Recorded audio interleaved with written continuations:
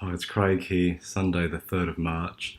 Uh, Very quick video, late night last night, but uh, good sleep in, had a little sit outside, and then I got to writing. I finished one component this morning, which is all good. It's a good component, I like it. It works nicely, and it is what the section needed, so happy days. I should say a little on. I uh, listened to a really interesting talk by Gerald Murnane yesterday that he gave at the Garrock Golf Club a couple of years ago.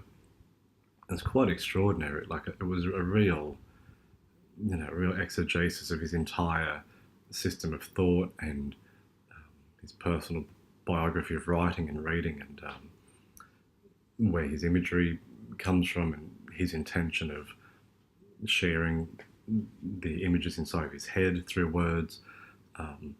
It's curious how things come about, in terms of it's. I mean, I feel like so much of what I'm doing is mirroring what he has done as part of his writerly life, and it's also. I mean, I also feel that same way around when I started to read um,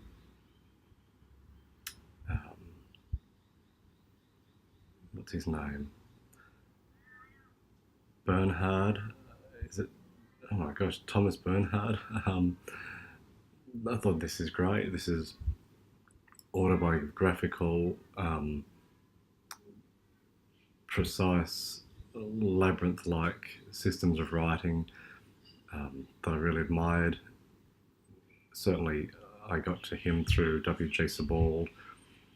I think through my enjoying of Ben Lerner and T.G. Cole, which came through Sebald, I then got in touch with Gerald Murnane's work, and then through the book of essays by Coetzee, who again he's got a similar autobiographical bent to his work of blending fiction and essay at times. So yeah, it's an interesting little pack of things that I've got going on, or other writers who are echoing parts of what I'm doing more than when I used to, I think, have other influences when I was more into the, maybe the sort of teenage days of Haruki Murakami and Don DeLillo and, Pynchon, Beckett, of course, which is still ever present. But yeah, I'm really liking hearing and responding to these current psychogeographic or autobiographical, image-driven, explicitly not just setting characters up on a stage in which to play out a movie, but rather more of an interior illumination of thoughts that conjure some sort of sense, understanding within whoever's reading it, and a sharing of it in that way. So that's cool. I'm liking that.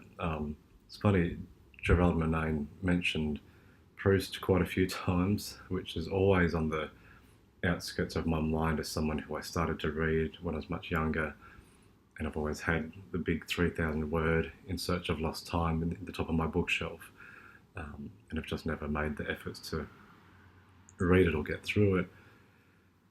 And as much as I know it's a wonderful book, I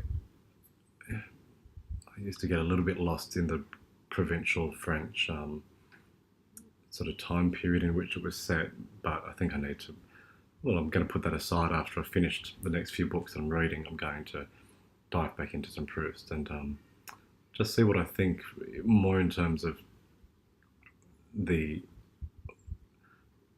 way that it connects to that essay style autobiographical exploration of image and sense, and some of those things I'm keen to.